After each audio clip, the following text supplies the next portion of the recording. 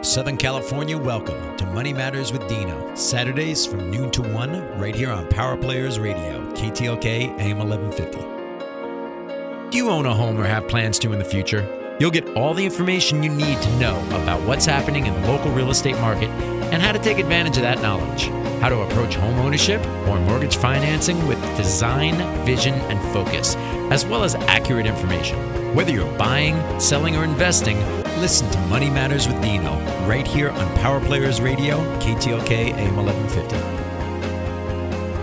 Welcome back to Money Matters with Dino on KTLK AM 1150. If you have any questions for myself or my guests, or if you need help with your money matters, give us a call at 949-720-1616. That's 949-720-1616, or check us out online at moneymatterswithdino.com. From your estate to real estate, we're here to help. This segment is brought to you by CFAM Credit Solutions. CFAM Credit Solutions specializes in credit repair. They're the ones that help you with those pesky little $39 collection accounts from some cable company that you didn't even know about when you moved when you were in college. If you have any little issues like this, sometimes these can cost you thousands of dollars. Trust me when I say it's worth getting your credit fixed. Give us a call, or call me direct, actually, at 949-720-1616, and I'll put you in touch with the experts.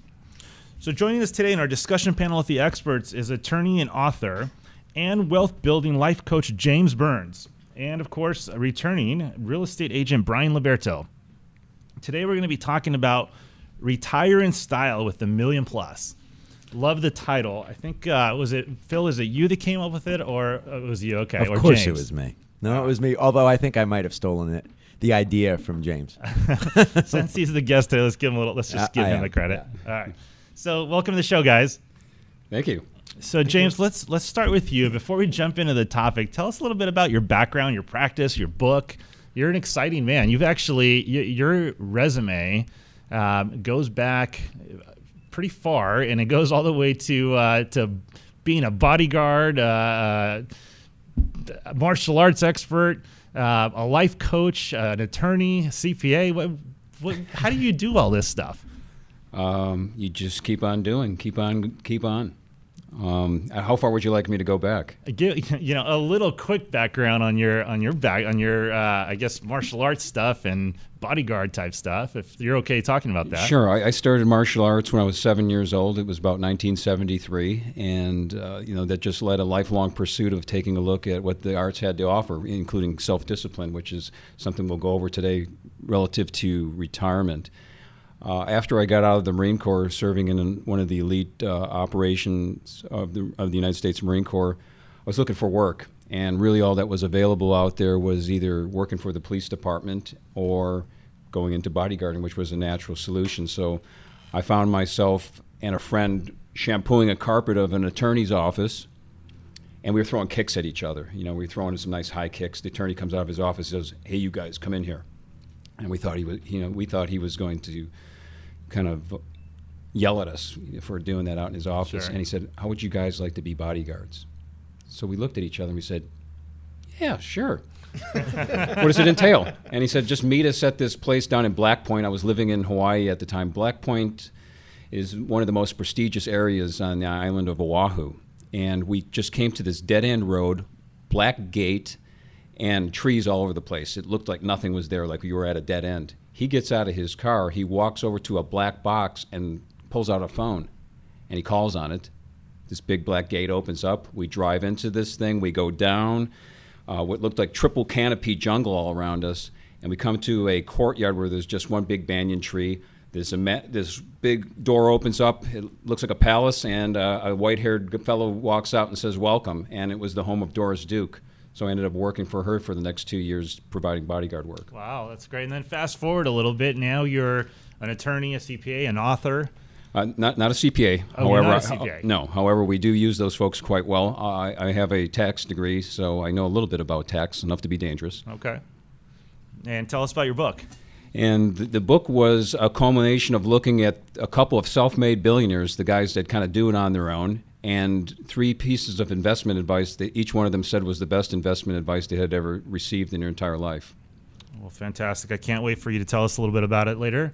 while you're answering the questions. Until then, Brian Liberto, welcome back to the show. Yeah, thank you for having me. And you're with Versailles Properties in Irvine, Newport Beach, right? Yes, thank you. Yes. And tell us a little bit about your background. My background, actually, I spent my first 10 years in technology and technology sales. And the last 7 years I've spent in real estate financing and real estate development.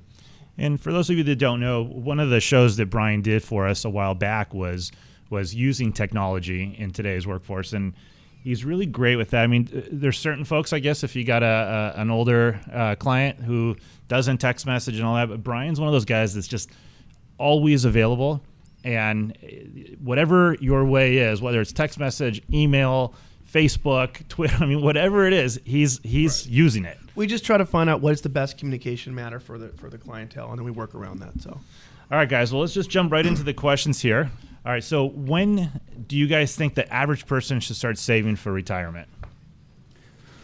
I like to think they should do it right now. And just as a case example, I have my son who's 14 years old and was one of my employees. Started at 14 years old, doing a Roth.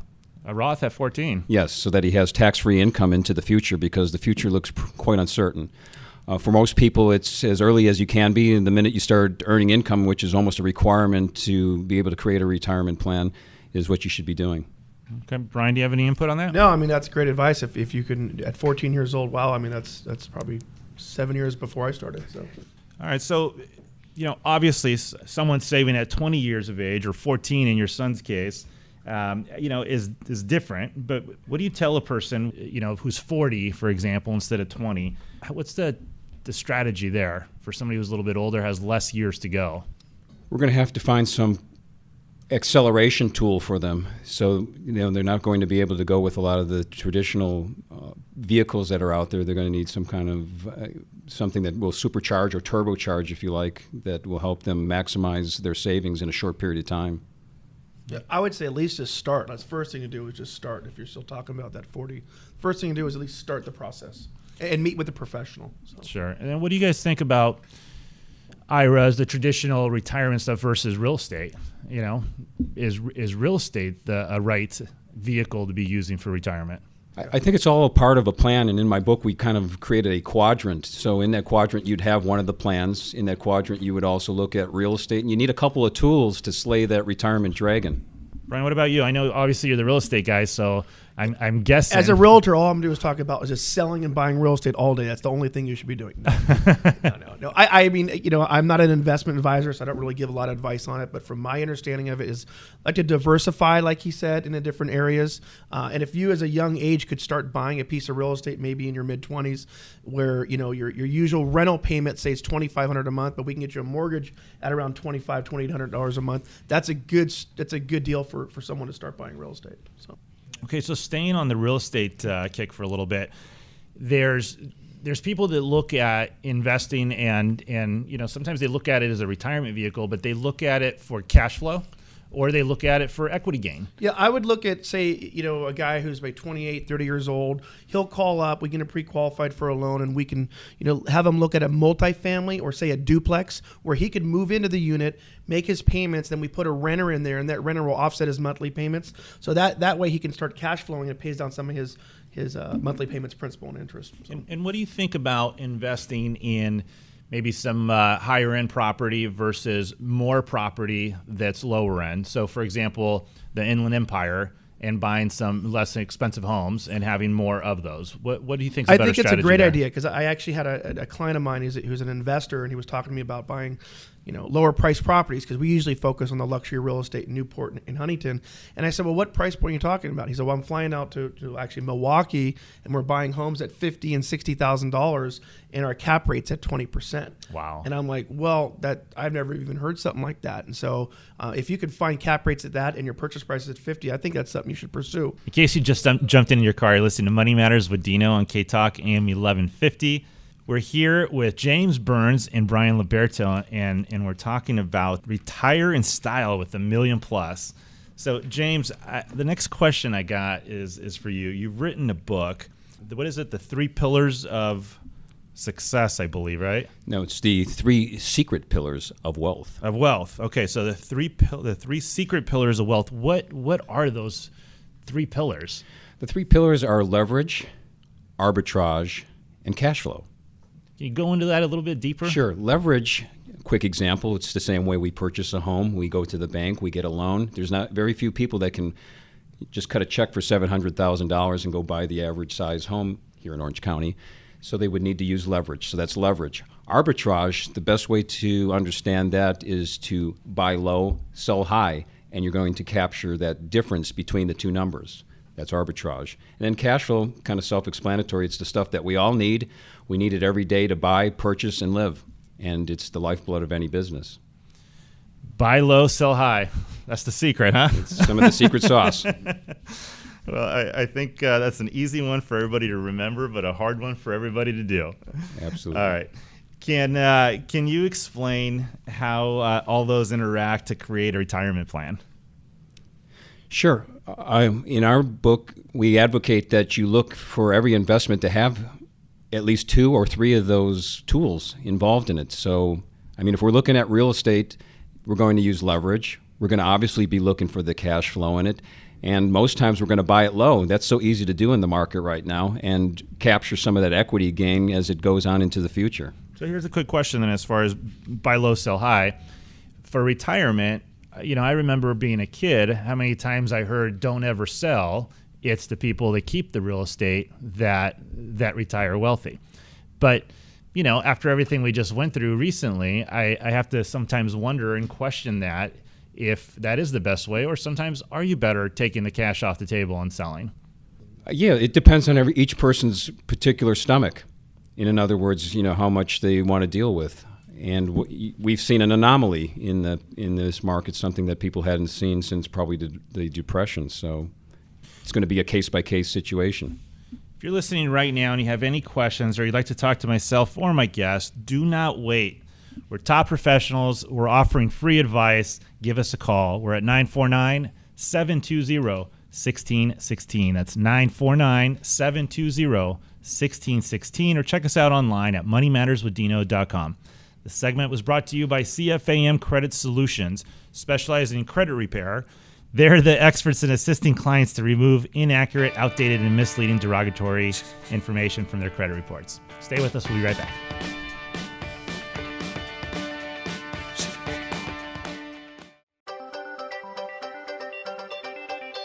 If you're a business owner or have a high net worth, it's important you have the proper insurance coverages. However, from a financial standpoint, it's even more important to have someone else pay the premiums for you. That's right, it's called insurance premium financing. In short, it means we use a combination of loans and secured assets to fund the payment of your premiums for your life insurance coverage. With this unique program, there's no need to pay expensive annual insurance premiums or estate taxes out of pocket or out of your company's cash flow. Your assets remain intact, protected from creditors, while your family and business receive the security they need. I'll bet you'd like more information. Simply call James Burns at 866-544-8825. That's 866-544-8825. Or go to whitediamondinsurance.com. Finally, a reputable legal firm. CDA Law Center, a nationally recognized nonprofit homeowner advocate, one of the most trusted firms in the country for helping consumers with their loan modification process. CDA's attorneys have decades of combined experience guiding their clients through the very complex and choppy waters of loan modification. Call 877-499-4435, 877-499-4435. Finally, honest and ethical advice to gain real results. Call CDA Law Center at 877-499-4435. That's 877-499-4435. Or check them out online at cdalawcenter.com. Mortgage professionals, are you looking for a company that values you as a loan officer? One that can provide you with the tools you need to grow your business at your pace? Then look no further than CHL Mortgage. CHL Mortgage provides you with a full range of residential loan products and services. You'll be backed by an exceptionally trained team of professionals that can take your clients as seriously as you do. Your clients will be treated with dedicated service, personal integrity, and exceptional professionalism. You'll be able to guide them in the right loan with competitive rates and keep them on the road to achieving life's goals. To get started on advancing your career, call Dino with CHL Mortgage at 949-720-1616. That's CHL Mortgage, 949-720-1616. Welcome back to Money Matters with Dino. If you have any questions for me or my guest, or you need help with your money matters, give us a call. We're at 949-720-1616. That's 949-720-1616. From your estate to real estate, we're here to help. This segment is brought to you by Citywide Home Loans, bringing you low rates, specials on closing costs, and exceptional service. So we're in the middle of our panel discussion with the experts, and if you're just tuning in, we're giving away the secrets to retire in style with the $1 Million Plus. Of course, if you missed any part of the show, you can go online and get it, typically within 24 hours of the show being over. All right, guys, so let me dig in a little bit more here in regards to retirement. James, is the retirement plan for a business owner any different than someone who's been an employee their whole life? Yes, there's a lot more options available to the business owner than, say, the employee. And what we're finding in a recent SBA study is that some salaried employees are actually faring better in retirement than business owners. So what that says is we really have to start working with business owners to make sure that they retire. Why is that? Just because somebody else is typically giving them a little money on their 401ks, like matching? It could be lack of knowledge, lack of going and receiving financial advice, and just always having to run your business. As we know, many entrepreneurs are running their business practically 24/7. Sure. We're connected by phone. We just fail to disconnect from our business. And as a result of that, they're just not putting away the money so that it works for them. Right. I know in my personal experience with entrepreneurs, most of the time they just keep putting the money back into the business and never actually pull any out for themselves. Exactly, and then you have all your eggs in one basket rather than extracting some of that equity out of the business out and deploying it someplace where it can grow for you. Okay, so next question, what about life insurance? I hear so much controversy on this. Some people, they have it because it's wise to have just in case anything happens to you for your family, but others actually use it as a retirement tool as well. So there's whole life and term life. How does that work, and is it a good retirement tool? Well, whole life is a product that's permanent. It's supposed to build up cash values. It's going to be credited a dividend by the insurance carrier. And it's guaranteed, right? Yes, and term is just for a period of time, like 10 years, and then after that it's going to be very expensive, but it's going to cover your need over that period of time. It's much more affordable. So are you a believer in whole life? I'm a believer in whole life and some of the other tools that are out there like Equity Index Universal Life, which provides a crediting off of one of the indexes, like the S&P 500. Okay, thank you. What about 401ks? With the market being so unpredictable right now, are they still a good tool? Well, my partner has a designation as a 401k specialist, so he's set them up on many occasions for many corporations. And what he tells me is that the intent behind the 401k was great. But today, as we see in a lot of the media out there, that the fees are outrageous. And what we find is that a lot of employees end up suing their employer because of the lack of savings that they have inside these plans. So I think something has gone awry. I think that one has to really understand the choices that you're given, which are very limited, and then you have to look at the fees involved. So I read this article recently on self-directed IRAs, and I wish I had kept it just so I can give the statistics right now. But there's a big group of people out there that are really moving into this direction. And for those of you that don't know, I mean, self-directed IRAs, you can literally invest in almost anything. Yeah, actually, that's a good topic because I have like younger clients that have a lot of money in a self-directed IRA but have no real estate. And so what we're able to do is borrow money off the IRA for part of the down payment, and in return they're buying, say, a $400,000 or $500,000 home in Orange County, and their mortgage payment's around $3,000. The benefit of that is they get possible appreciation, and now they're getting interest and property tax deduction off that. So in return, it helps them their overall goal. So, and as far as the self-directed IRA, it can't be their use, right? They can't buy can they buy an investment property that they rent out and it's in their name? My understanding of it is it has to be for their primary resident, and that might be a topic you might know more than me. I think it's for primary resident only, is it not? No. I think it's totally the opposite. It has to be an investment. Oh, okay. Yeah. So the article I read that I found fascinating was that you have individuals now that are actually investing in in startup companies and putting in $100,000 into a startup, car wash, for example. I mean, it could be all the way down to that, which is totally different from right. I thought you meant for real estate only, but yeah. Okay. And then I know, just because of the industry I'm in the mortgage business, you can use self-directed IRAs for private money financing. And, the return on that, my gosh, is fantastic. And it's secured by real estate. So if anything goes wrong, you have secured asset. A secured asset. Yeah. Sure. James, what do you think of that? The code specifies that we can invest in just about anything with the self-directed. It also names the limitations. Some of those things are like art, antiquities, and unfortunately, life insurance can't be held by a self-directed. But you could be in life settlements. You could invest with the self-directed if it's a promissory note. A little bit technical, but you could do it in that direction. See, that's what I like about James. He said the code says. Gotta love attorneys. The tax code.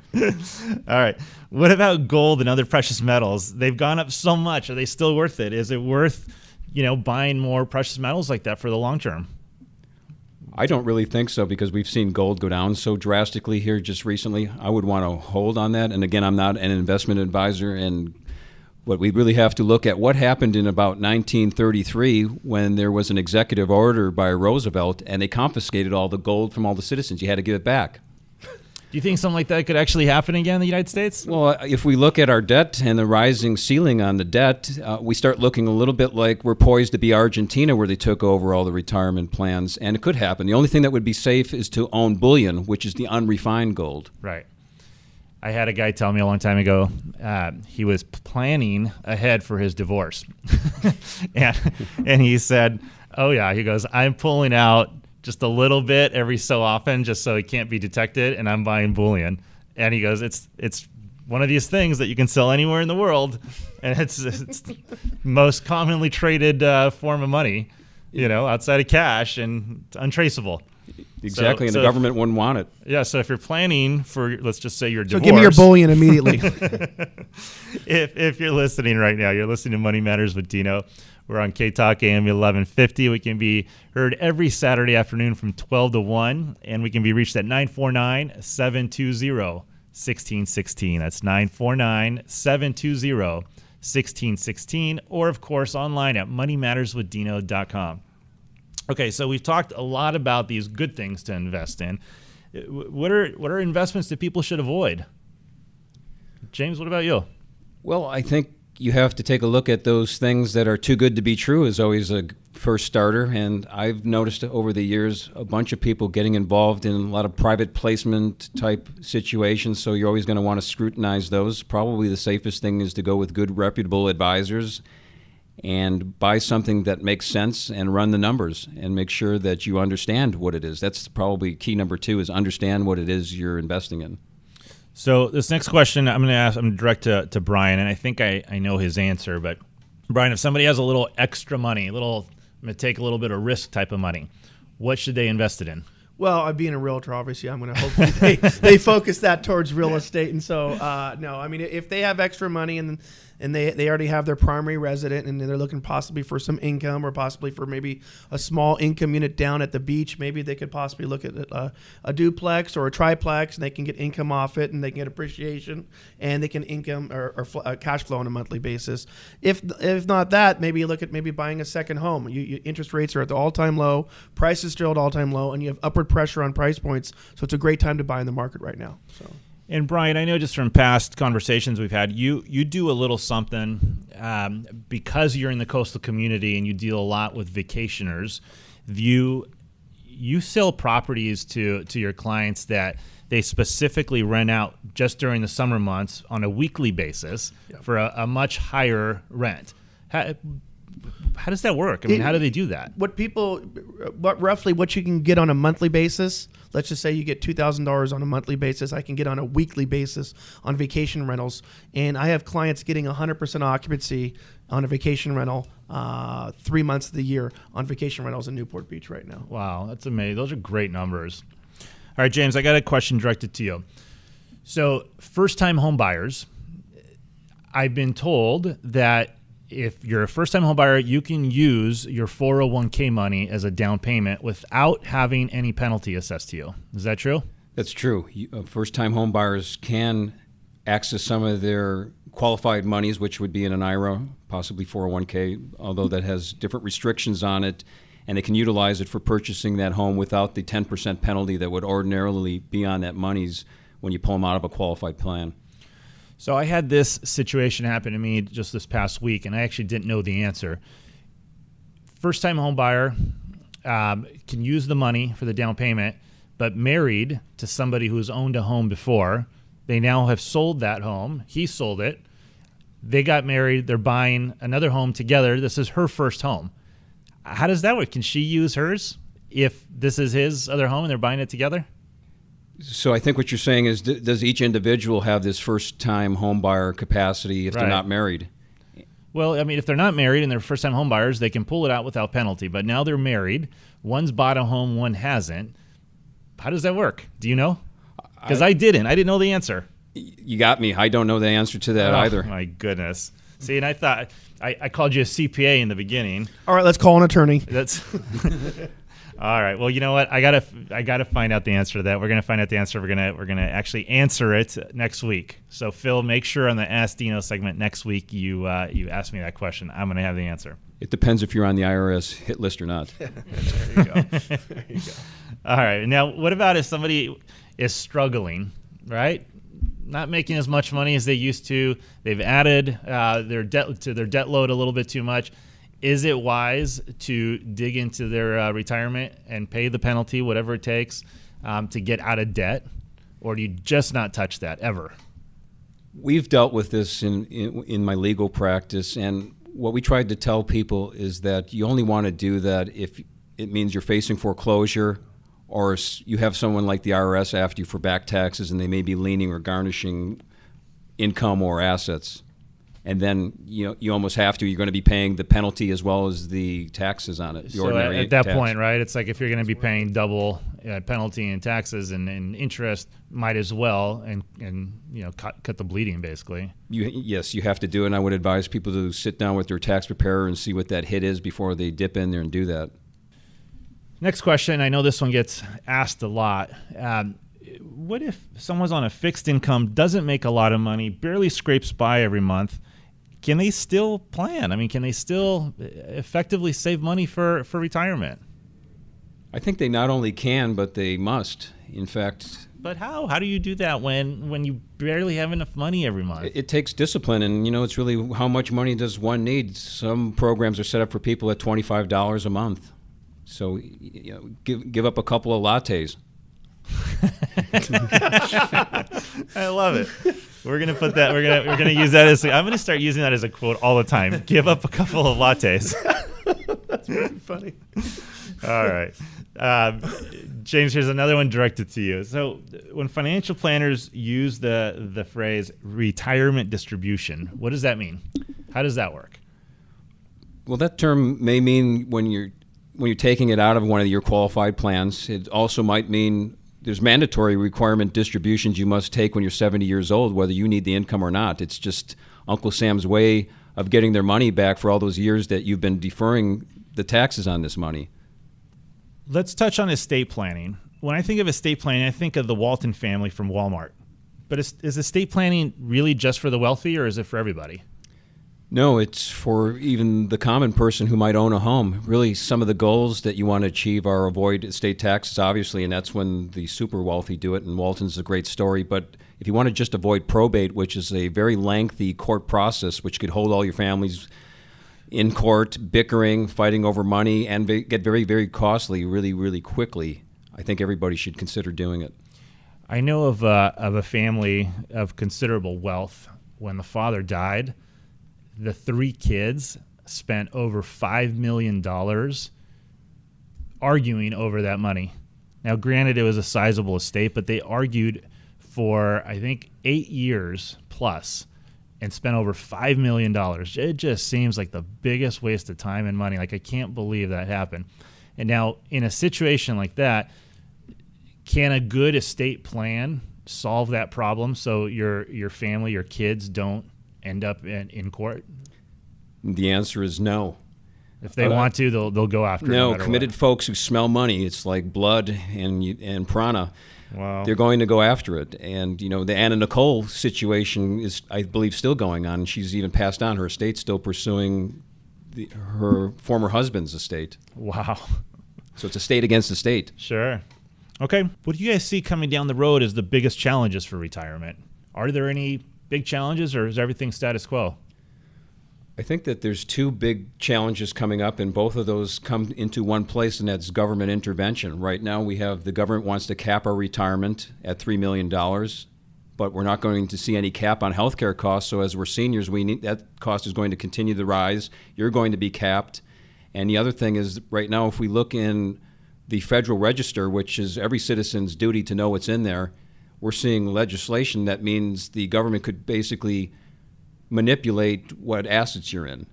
They could maybe move us in treasuries if it was necessary to deal with the debt. So we don't know what that looks like for the future. Right. Brian, what about in real estate?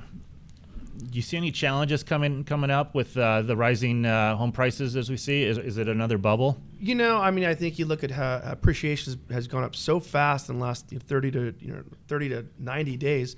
At some point, some people might want to say, "Hey, listen, if this is the top of the market, and you're at that age, maybe you should sell, and then maybe it's better to move into a retirement home at that point because you're going to get as much as you can for that asset." Because some people, I'm not sure how fast if we'll continue this growth next year, but right now it sure has gone up a lot. It might be a great time to sell.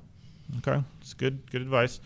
You're listening to Money Matters with Dino on KTLK AM 1150. If you have any questions for myself or my guests here today, give us a call. We're at 949-720-1616. That's why we're here to help. We love putting together teams of people with knowledge and expertise to help you. If you need any of this help, call me direct at 949-720-1616, and I will help you. You can also look us up online at moneymatterswithdino.com. From your estate to real estate, we're here to help you. Stick around after the break. Phil gets to test my knowledge a little on our Ask Dino segment with all the questions you sent us through Facebook, Twitter, and email. In the meantime, thank you for participating, guys. I appreciate you coming back on the show, both of you. Thank you very much. Thank you. And we look forward to having you back again. We'll be right back.